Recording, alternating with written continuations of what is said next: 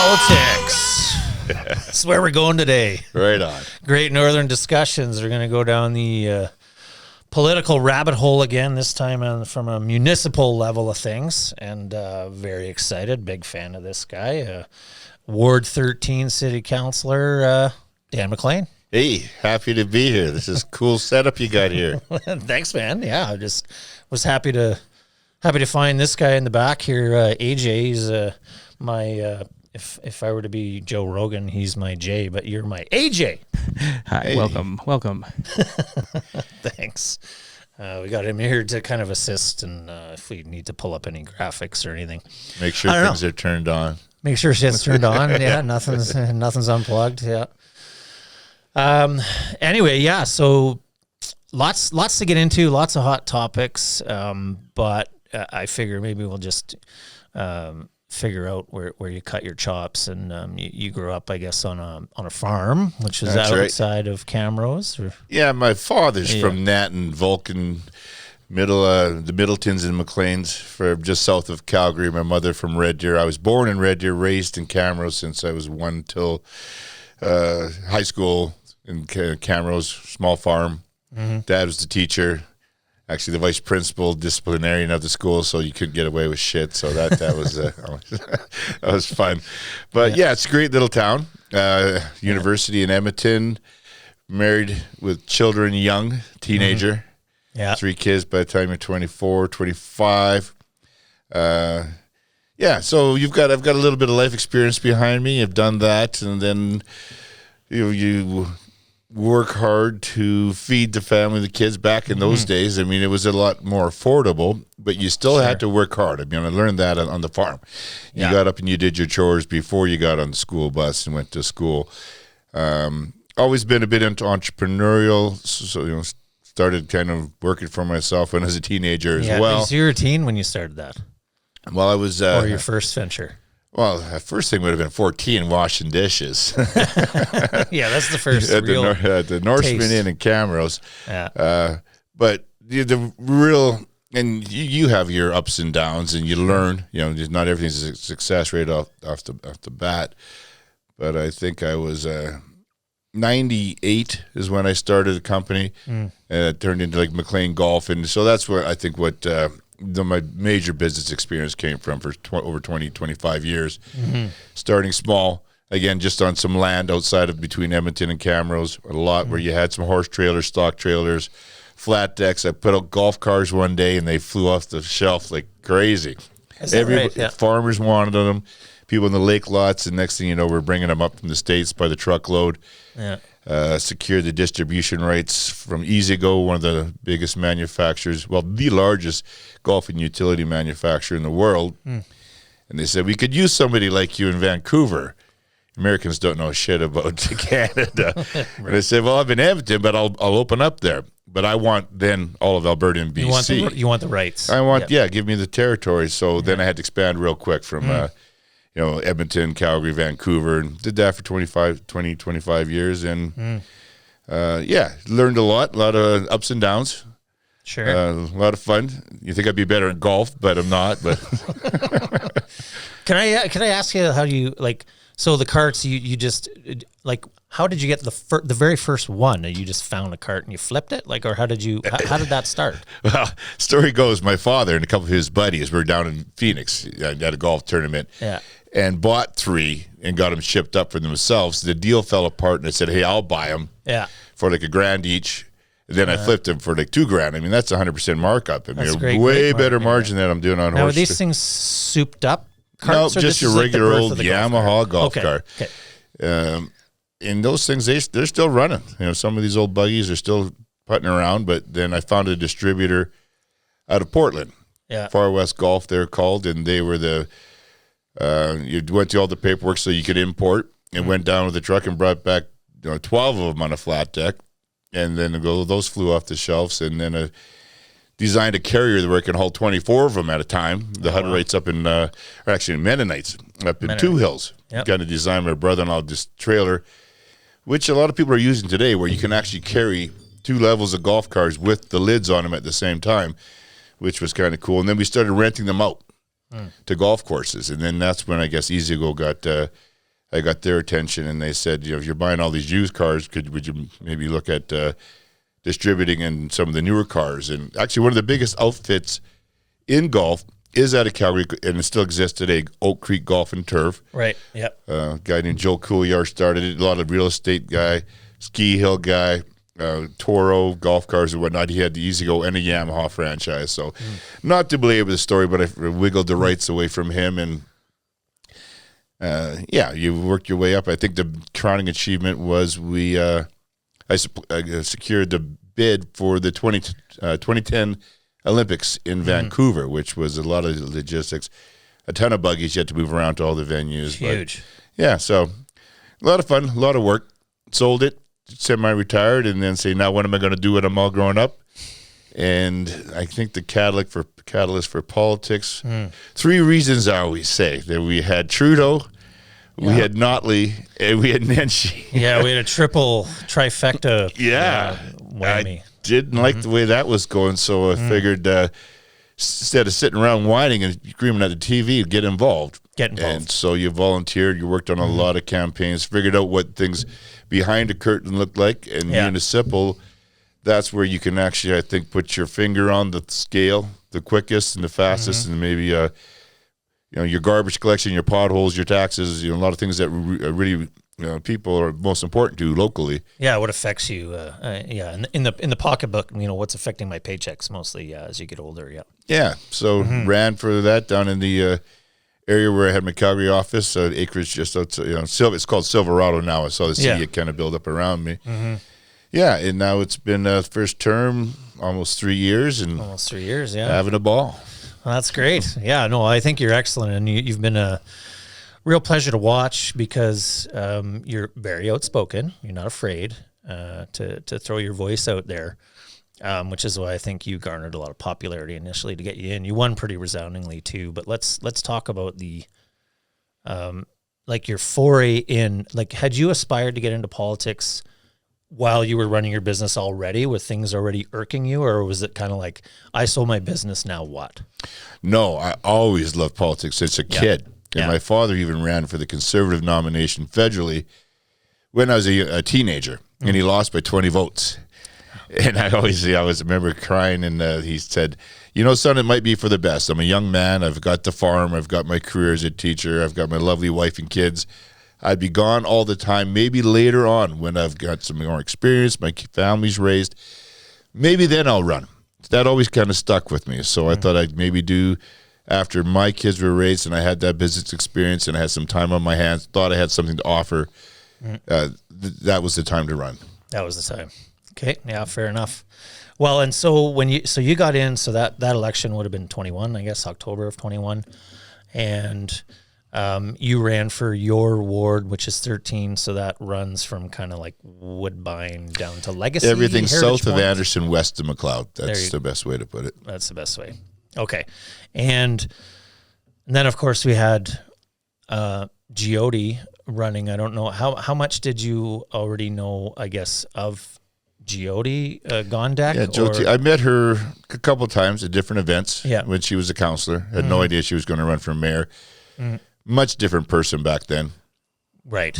Okay. Well, we'll get into that. But I think the thing at the time for you was obviously Nenshi was the concern, because he kind of came in hot, garnered a lot of popularity. It was kind of like this, almost like a social media darling is kind of how he got in, and then that soured very quickly. I feel like it was like a year or two in, and then obviously. You were well aware. You were vocal of this as well. I'd read some articles and things like that. That city council just seemed to be such a mess. So when you first got in, how did you find that down there when you first got in? How did you find city council down there? There's 14 wards, right? 14 wards. Yeah. And having said that, council was a mess. I mean, maybe they look good now in comparison to. Right. I saw the cartoon of the Sun yesterday, and it was city council. It was a picture of a train wreck. so the bar is low.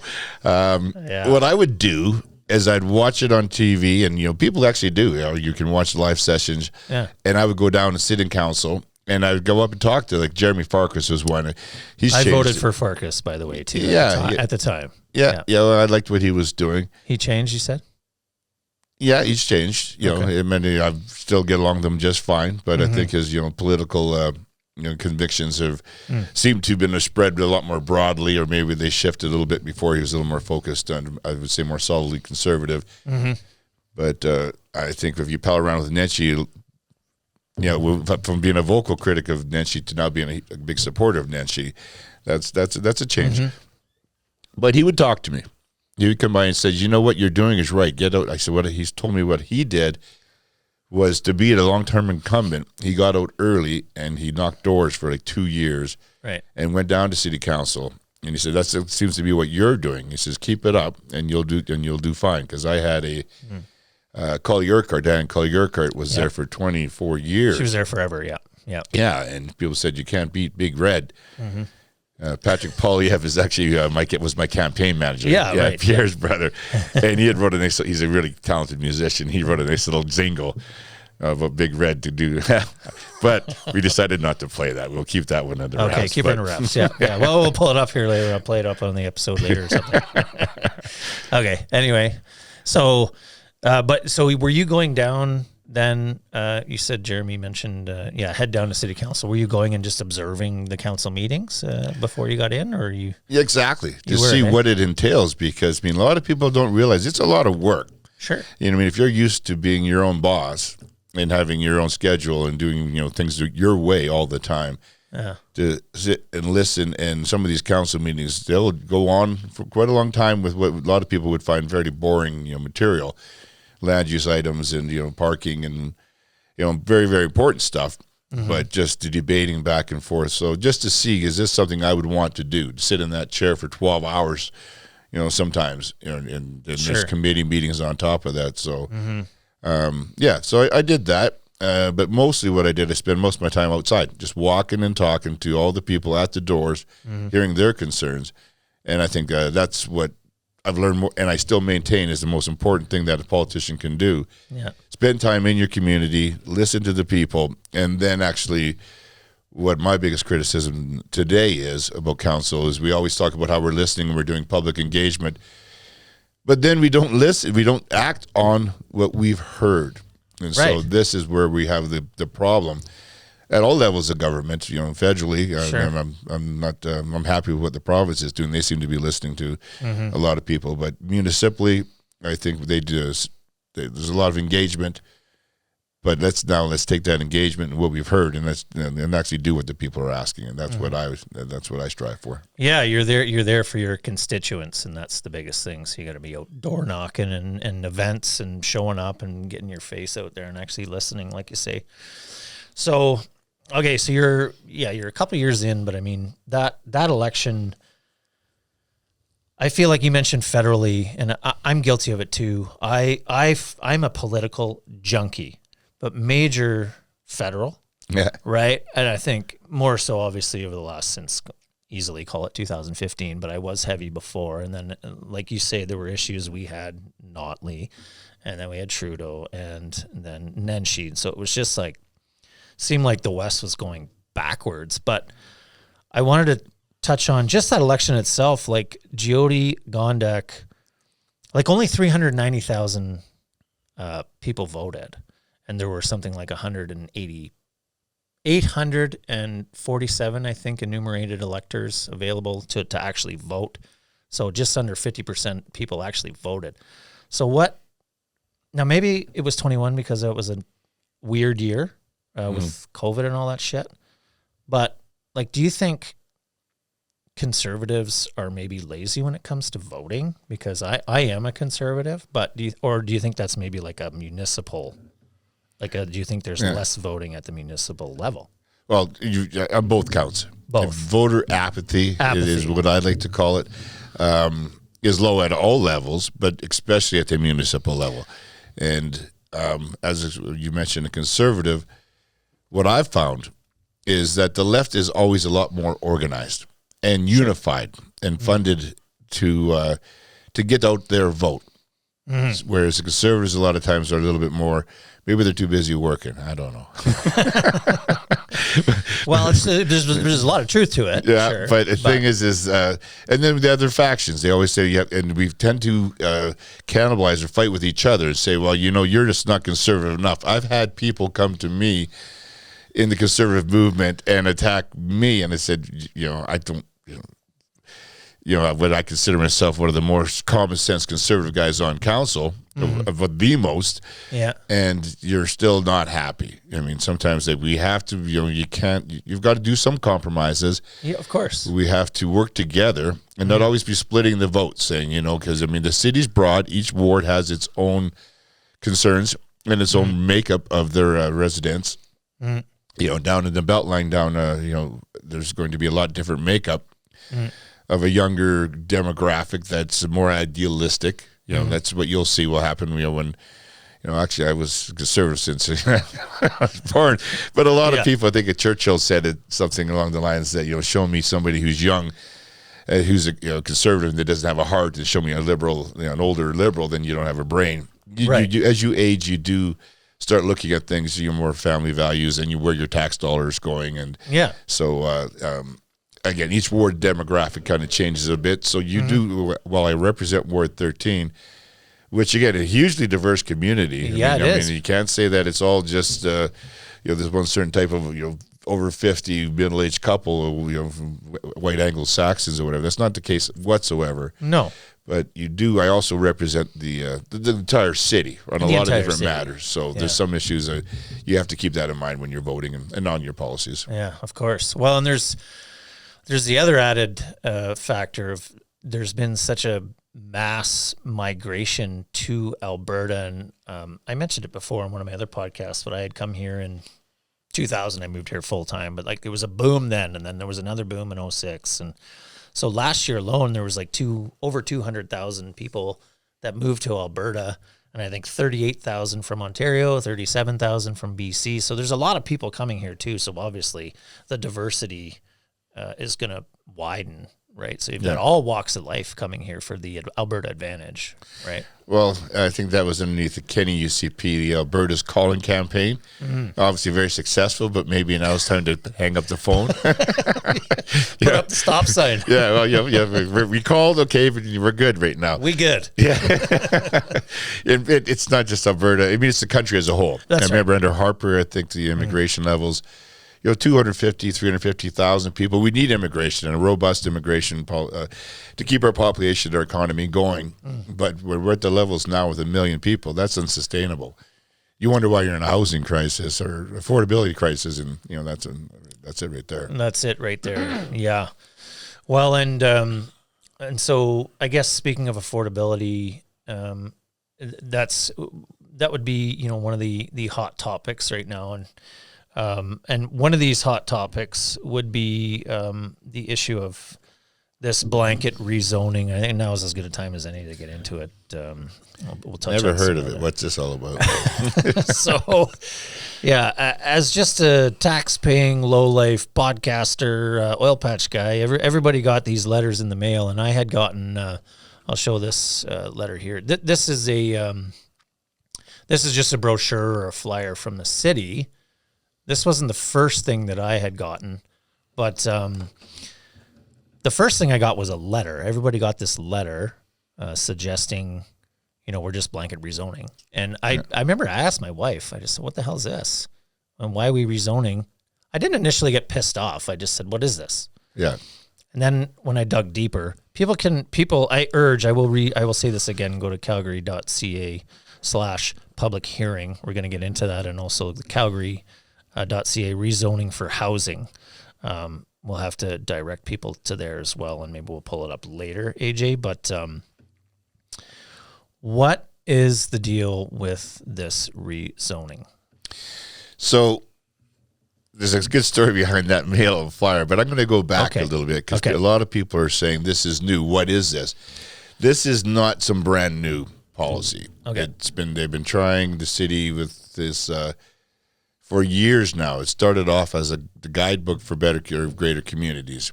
That was underneath the Nenshi administration, and it was a similar standalone whole guidebook. And a lot of these policies come out of like San Francisco, New York think tanks. I mean, and the European policies. But the whole idea was that the blanket up zone, the city from residential to RCG is what we call it now. Yeah. So, and the public outcry back then was we had several days of public hearings. I remember them, and it got shelved. And so now it's back again. Why did it get shelved?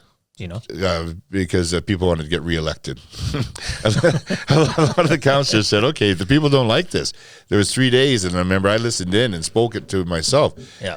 That didn't like the idea, because what it's basically saying is that the city's default zoning is R1, residential single-family homes. Okay. So everywhere you go, and if you wanted to change that, no matter where you are in the city, and you wanted to say knock that house down and turn it into a duplex or a fourplex or any other type of, even a high-rise, you would have to come to city council, apply for a zoning change. It would go through a public hearing where everybody in your neighborhood would be notified. Yeah.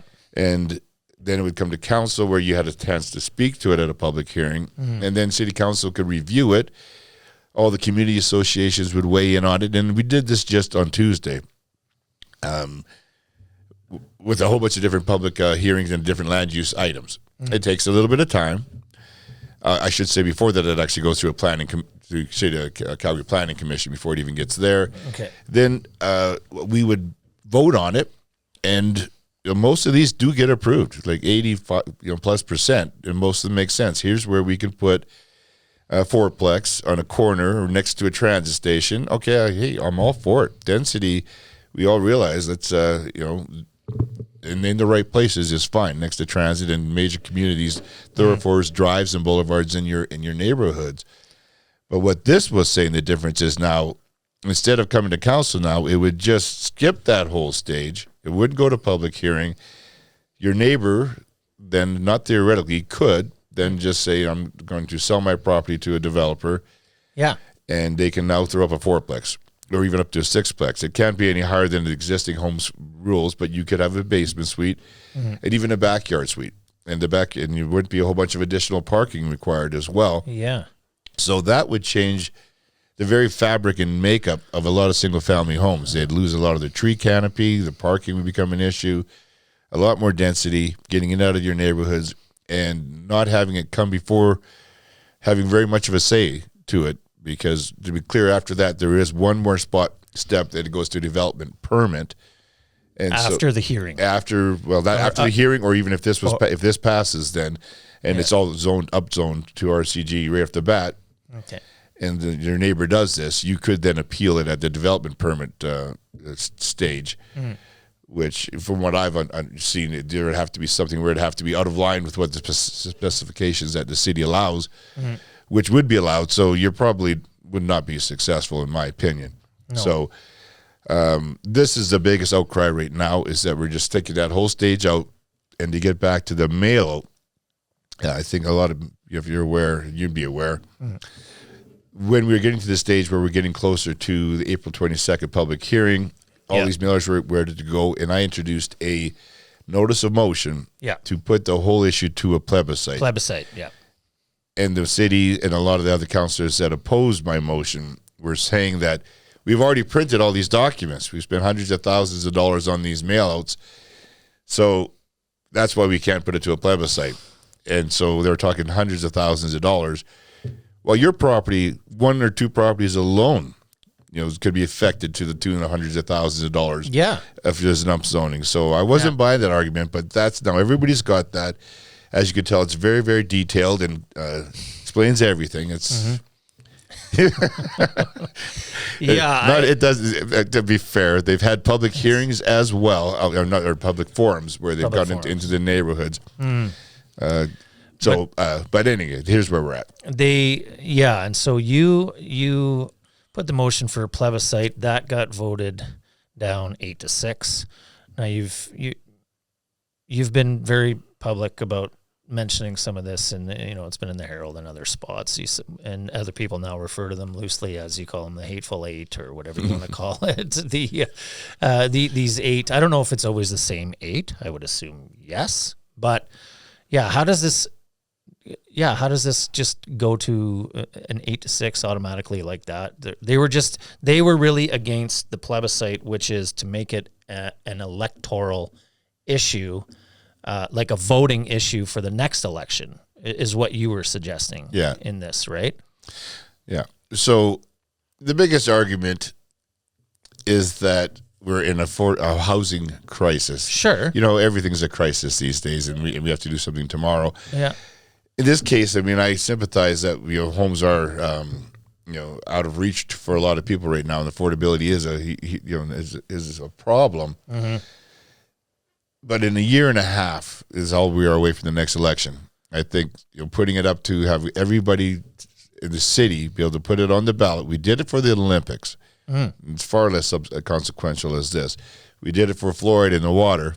And we did. That was a major thing on the ballot, the fluoride. And for this, now that affects every property owner, like 600,000-700,000 people, I think it's not unreasonable for everybody to have their say on it. But again, a lot of the reasoning was because we have to get the fire out.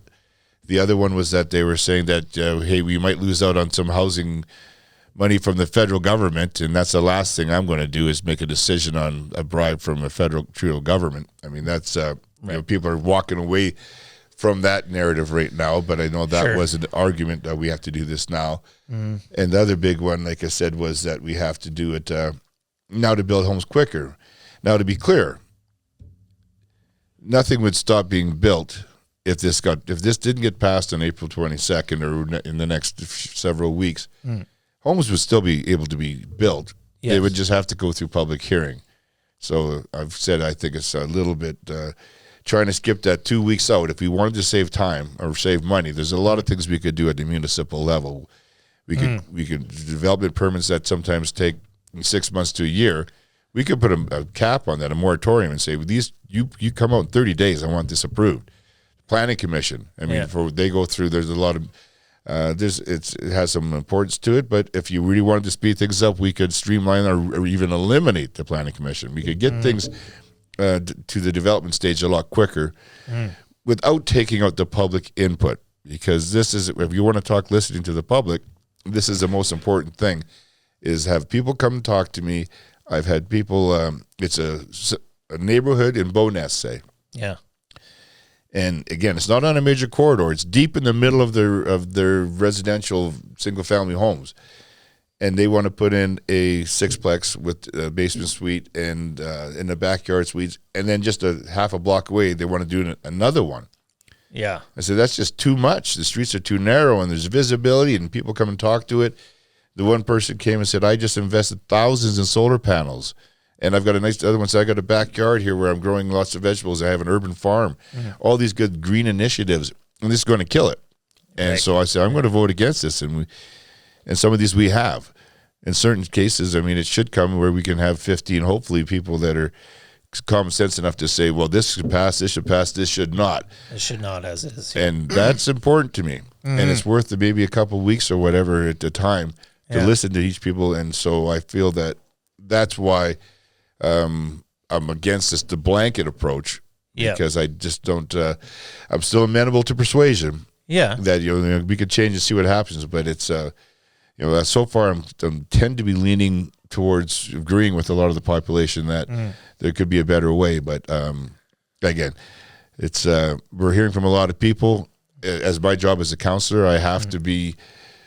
All of us, we have to wait till all the public hearings done and all the speaking's done and all the debate is done before we make our final decision on our vote. But as people know, like I've got obviously some pretty deep concerns over the whole policy. Yeah. It seems like there are a lot of, anybody that I talk to, a lot of people are either miffed or just confused outright by it. And I wanted to get into the difference between, in a minute, AJ, but if you could pull it up, the RCG and the H, like the differences in the grades, and we'll get to that. But this, we'll get to that after. I just wanted to touch on so when it got voted down 8-6, when was that? When was that voted down?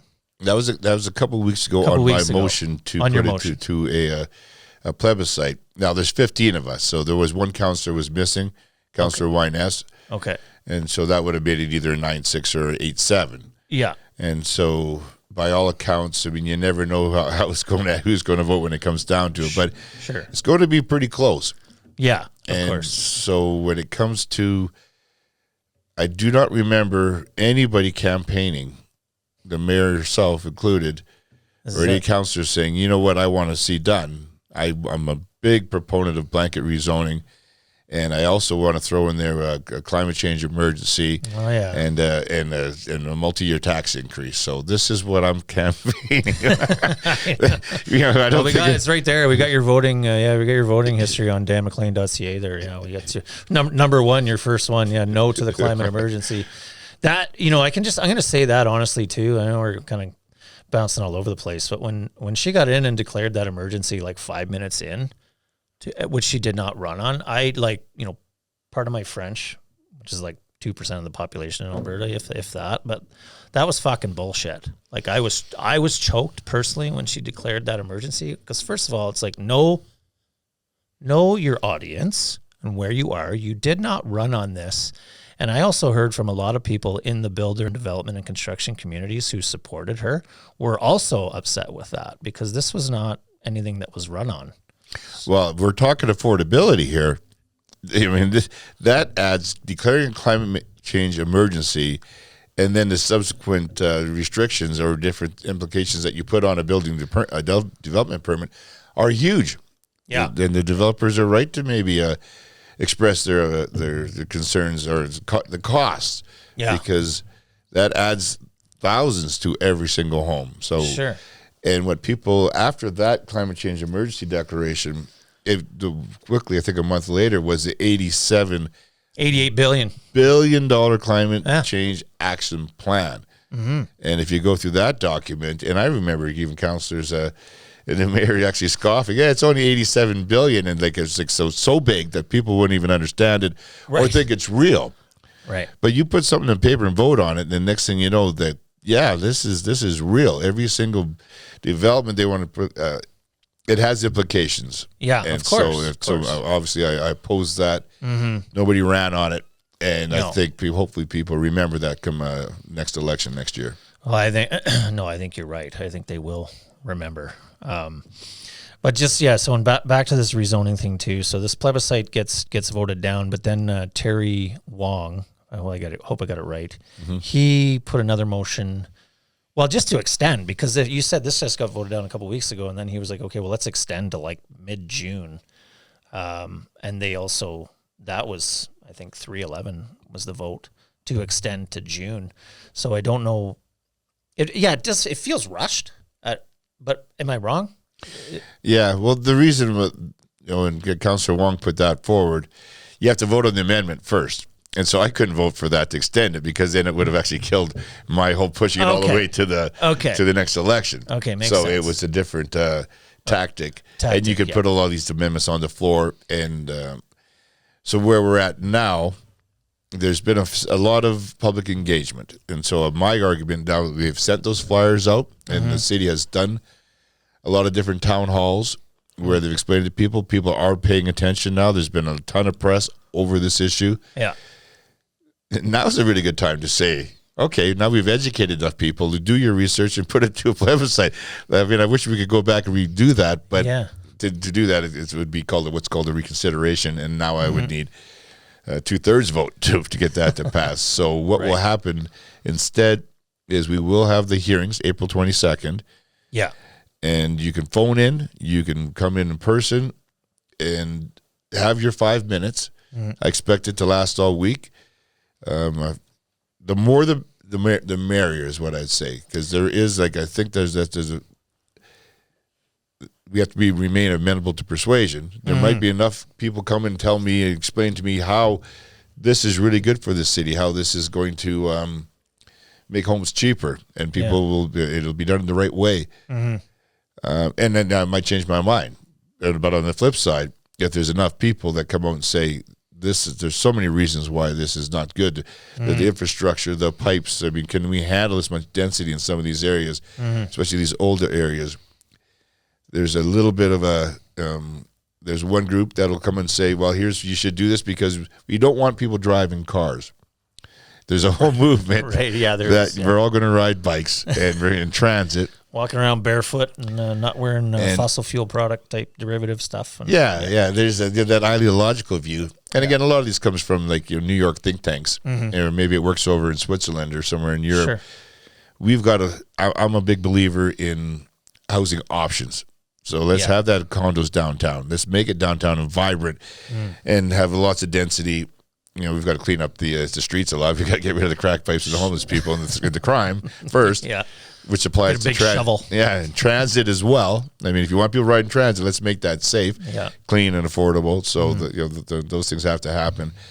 But we also need the suburbs. People might want to then graduate from a condo downtown or close to the university or where they're going to school or their work. But then they want to have a family and they want to have a backyard and a dog. And then maybe you want to move out to the suburbs where in my ward, we've got a lot of new growth. You do. And what happens there is it's all done from the beginning.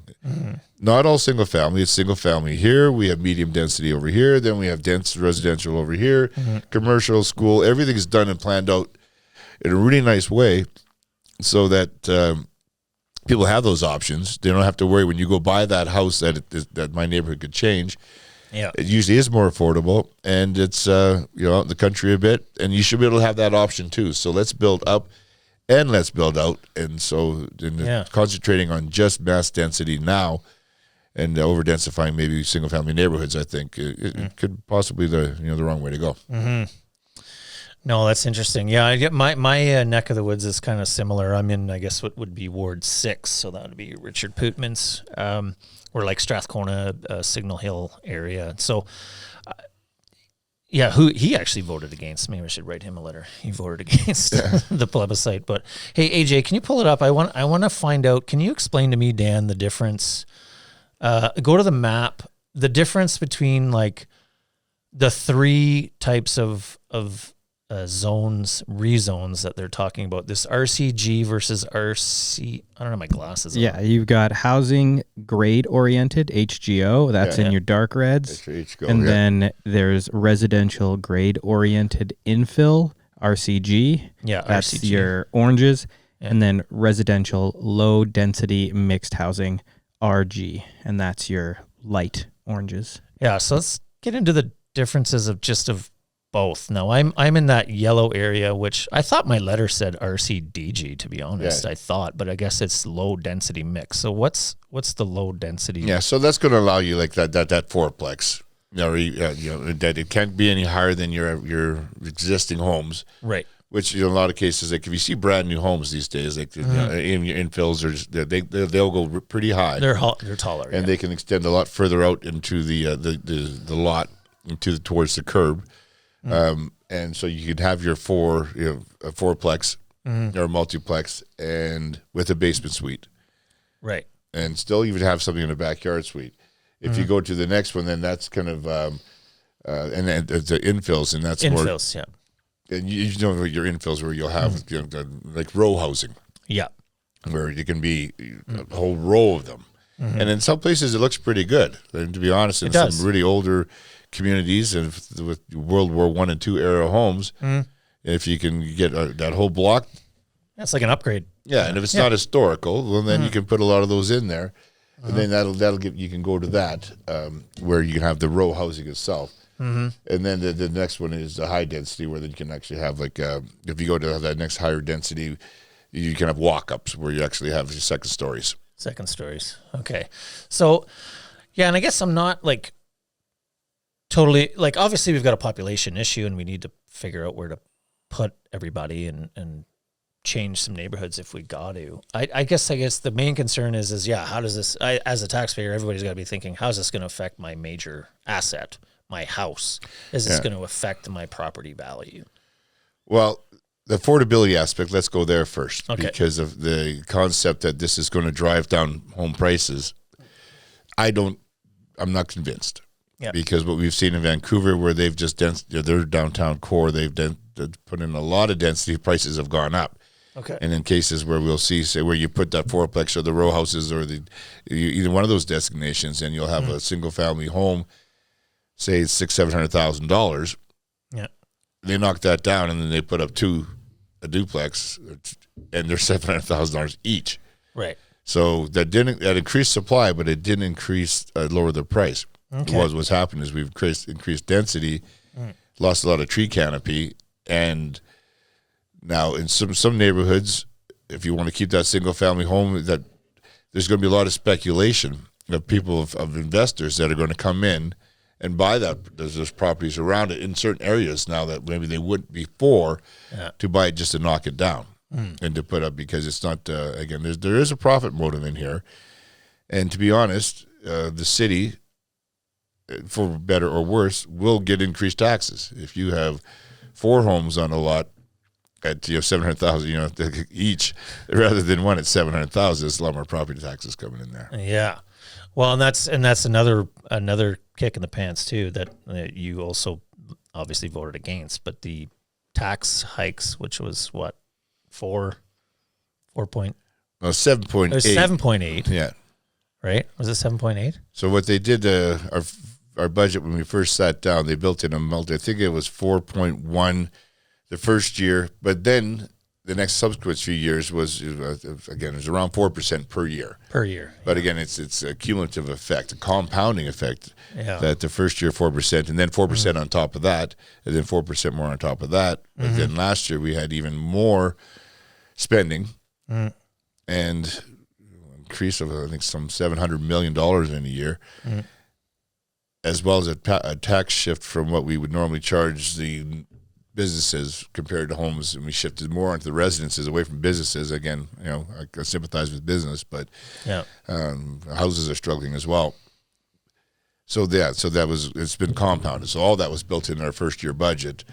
So theoretically, when we deliberate budget in November coming up, there could be a further tax increase, but it's an election year, so I doubt it. Well, you think it'll be less of a kick? Yeah, kick to the or teeth. maybe a 0 on top, but it will be at least that built-in 4% already. Right, it's already in there. So how do you find it working then? How are you finding the inner workings down there with the other councillors and councilwomen? I guess Well, it brings us to an interesting subject, because we will be finding out in the next couple of weeks if the province is going to be making it political parties legal at the municipal level. Right. Because currently they're not. But I think most people, if you watch what happened last election, is we already had an entity, a municipal entity called Calgary's Future. Yeah. Third-party advertiser, they call them, or a PAC, a political action committee, that took $1.7 million, drew out of 6 different unions, and they were well-organized, well-funded, acted like a party. They had a platform. They endorsed and recruited candidates. From my knowledge, and I've heard that I saw things where they had barbecues and worked together and door knocked together, which is actually illegal. It's called collusion. You're not supposed to do that with a PAC working with candidates, but there's we'll see what comes of that. But they released a video just not long ago saying, here, we're Calgary's Future. We got a lot of people, the mayor and councillors elected, and if you don't vote the right way, we might get you unelected next time. So, I mean, if you're talking parties and having a whip and a policy, it already exists. So when you asked me how does it worth working at council, when I first got elected, I felt like a little bit like you're on an island, because they had this one whole group. The mayor's chief of staff, who was famously fired in a nice huge payout, was kind of like the whip or whatever, and just they're all over talking in their circle and laughing and giggling, and I'm going like, and working on policies and notices of motions and administration, and I'm saying I don't agree with any of this stuff, and but the majority were doing that way. But as you've seen over the last couple of years, a lot of it drift away, where they're a lot more of a, they call it the sensible six, where they're saying, okay, well, I'm not going to be bullied. I'm not going to stand in line. I'm not going to go along with the flow, because that's a lot easier. Sure, yeah, and I think you probably get a lot of that down there on the other side. You can walk through City Hall and just the administration. I mean, we've got tens of thousands of people working for this, 15-some thousand people, but in that administration building alone, thousands. And it feels like, I don't think it's a secret, it's like there's a little bit of a wink, wink, nod, nod if you're actually, what I would say, like that common sense conservative, or maybe right of center in your in your political beliefs, Where the other ones are outright, kind of hostile. It will just kind of look like you can feel the tension. Is that right? That if you're not on board with what, because you mentioned at the beginning, I push back. Yeah. And I balk, and I do. I've worked up a fairly, I think, social media presence because a lot of people agree with me. They do, and I put it up for debate, and I don't block people, and you can have that dialogue and that back and forth between the left and the right, and I will put it out there. And because I think it's important to have that view put out there. So that does make you a bit of a target, but whatever comes with the territory. I've got a thick skin. I can take it. Yeah, you don't care.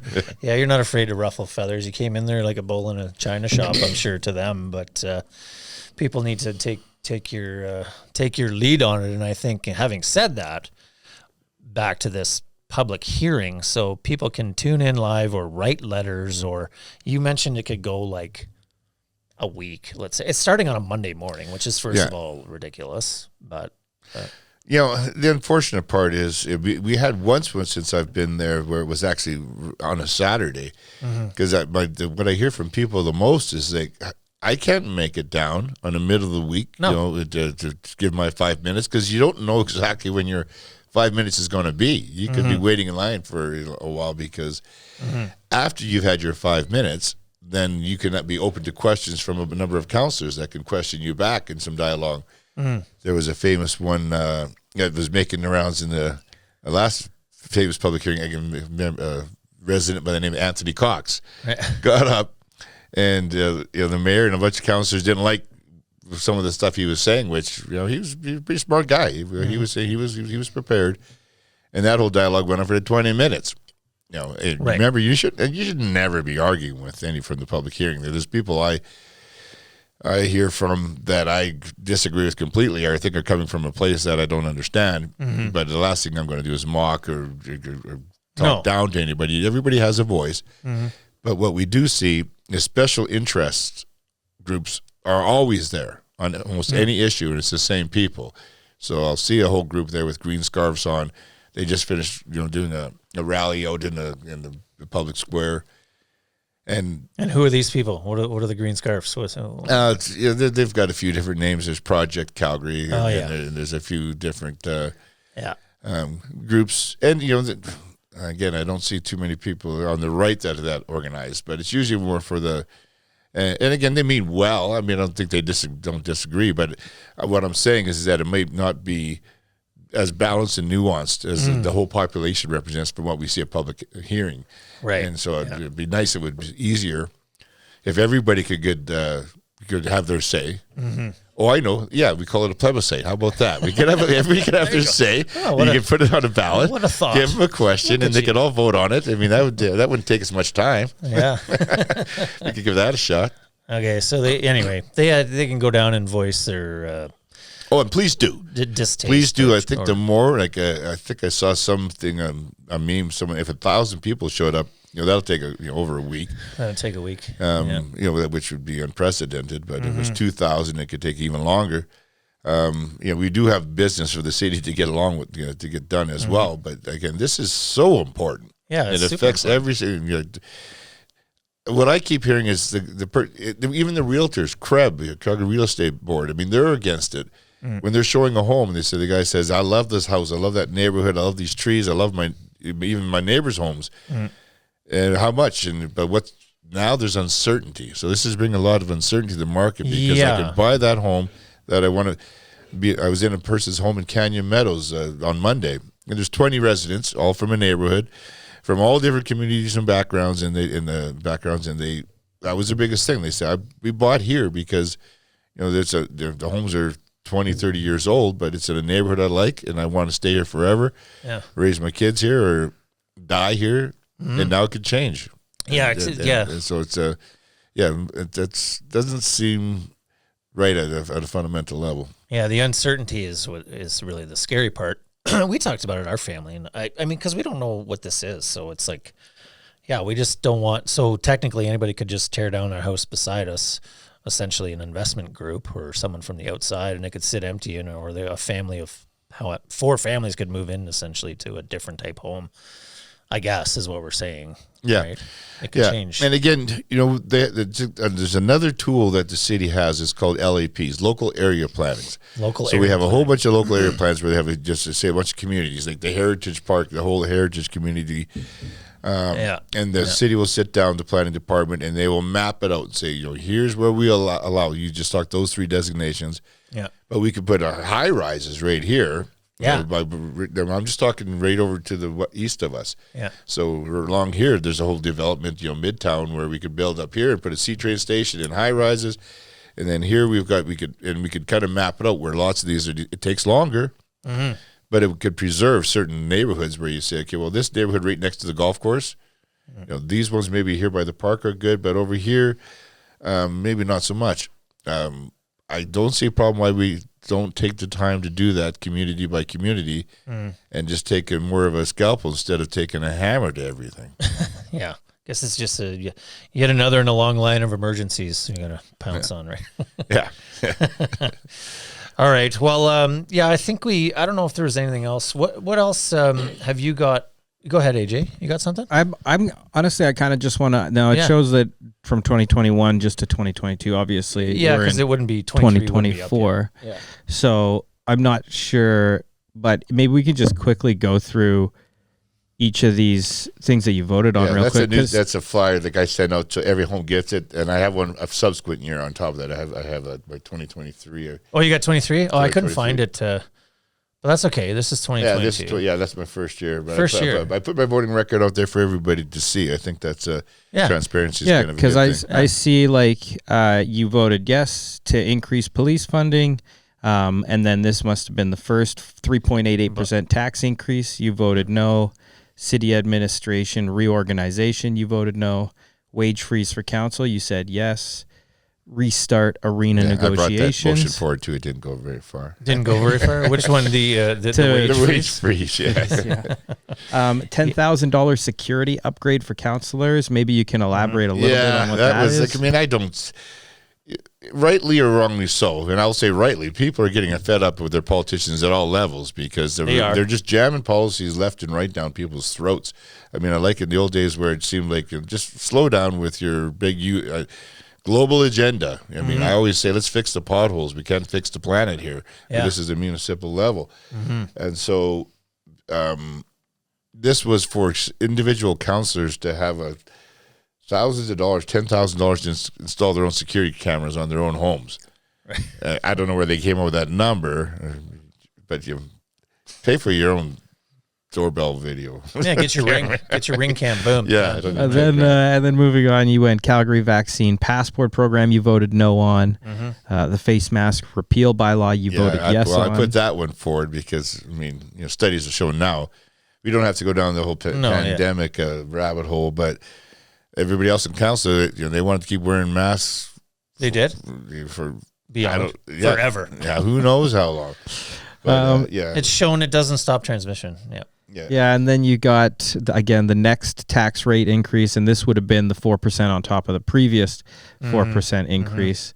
You voted no on. Then the Climate Advisory Committee, you voted no. Quebec's Bill 21. I'm not sure what that was. They were fighting a Quebec's battle where the provincial government wanted to ban hijabs in public places much. And so we were going to send them $100,000 to fight a legal battle. And give me a break. We sent enough money to Quebec, okay? We're already siphoning. They're already siphoning. It's not our fight. Stay and then I know you guys touched on this one real quick, the $88 billion climate change strategy. Like $88 billion is an absolutely mind-boggling amount of money. Do you have any quick notes on what would even have been included in something to make that big of a number? Small document. Hey. Well, yeah, it was pretty big, but sometimes it's a lot of things we get they drop it in our lap a couple of days before. Things like retrofitting every single commercial building with new windows and residential buildings. Yeah. A lot of the war in the car. Let's just shut down. Nobody's driving cars anymore. We're all going to walk and ride bikes. Yep. We have winter here. I don't know if people... Not going to work. Not going to work. But, keep trying. What else did they have in there? Yeah, I had... I wanted to touch real quick on too, just the arena. And I mean, obviously that was botched because of the whole climate new climate initiatives for that old arena that pretty much got squashed out of the gate, and then now it's back on the table. What do you think? The city's going to pick up about 500 and... Oh, this is going to cost us a lot more. I mean, that deal, like, I mean, and I could place blame a lot of people's feet, or not maybe that many people's feet, for why that deal was killed or died. But there was just some public realm improvements and some climate mitigations that they wanted to do. But either way, where we're at now, that deal's done. The arena deal is done. It's done. And don't know if you can fight the merits of back and forth. It's going to cost us a lot more. I didn't like that. So we're at about $800 million from the city's contribution. It's now 800. 800. The province has stepped up with a few $100 million for roads, interchanges, a public arena. So you're going to have another. So it's a lot bigger footprint now. So there's a community rink, a much bigger, nicer arena. Yeah. It's still a lot of dough, but it comes down to sometimes you look at, do we want a hockey team or do we not? Because that's right. I know for a fact that it came down to, do we want to have the Houston Flames or do we want to have the Calgary Flames? Yep. And can we recoup this money over a 35-year lease at $17 million a year to pay for, if we buy them the building and you're going to, pay me a rent for the next 35 what's years. our ROI? Yeah. Do I get that? It'll pay off my building, and now is it worth $2-3 billion? Do I have a huge asset? And my tenant paid it off for me, and we created a lot of revenue and a lot of excitement for the city. If it met those boxes, well then, yes. But could it have been a better deal and a better negotiation? It was put to council pretty much as take it or leave it, and so the second arena. First deal, I would have preferred that had gone through. Would have been that would have been awesome. Been done. Yeah. Well, is what it is. And then the last couple here is new community growth. You voted yes on. Grocery bag fee, you voted no on. Yeah. Well, I'll take that credit for that one too, because the plastic bag and the whole bag ban. Yeah. Again, that was kind of led the charge on that one to repeal. You're paying 15 cents or asking for napkins and forks. I mean, it's ridiculous. Just stupid. It's ridiculous. I don't know if we had on there the fireworks. Remember, they tried to cancel the that's fireworks, right. and I said, "Are you kidding me?" So we kind of led the charge to, some things are just, I guess you got to vote on everything, but some of them are ridiculous. But sometimes you've just got to bring it to the public, and so in certain cases, like the fireworks ban or the plastic bag ban, there has been ones where we've been successful or in with public input or outcry. So we'll see what happens with the public hearing, but on the blanket upzoning. But again, I think something like this, I would just encourage all my fellow councillors to really listen to everybody, to their concerns. Don't dismiss them. Don't think that you know better than everybody, because that's what we're hearing. You see a lot of times, I'm the smart one in the room. I did my research. You're just shut up, pleb, and vote, or just eat it. I mean, I think we've got to really, politicians, like I said, at all level, let's just listen to the people and do what they want to say, because that's our job. That's the job. No, indeed. Well, I think you keep up the good fight. Yeah, we encourage everybody to go to calgary.ca/public hearing. That's on April 22nd to do that. And then this calgary.ca/rezoning if they want to find information on exactly what's going on. You should have letters in your mail, but if you don't open your mail, hop on the old websites. And we got to get out to lunch. We're going to go to a tarp auction and go tarps off today and go rip on it for the afternoon. Hey, we got to get to lunch. It's a pleasure having you, Dan. Oh, yeah. Enjoyed it. We'll do it again. We'll do it again. Absolutely. Okay. Keep up the good work. Awesome. Thanks, man.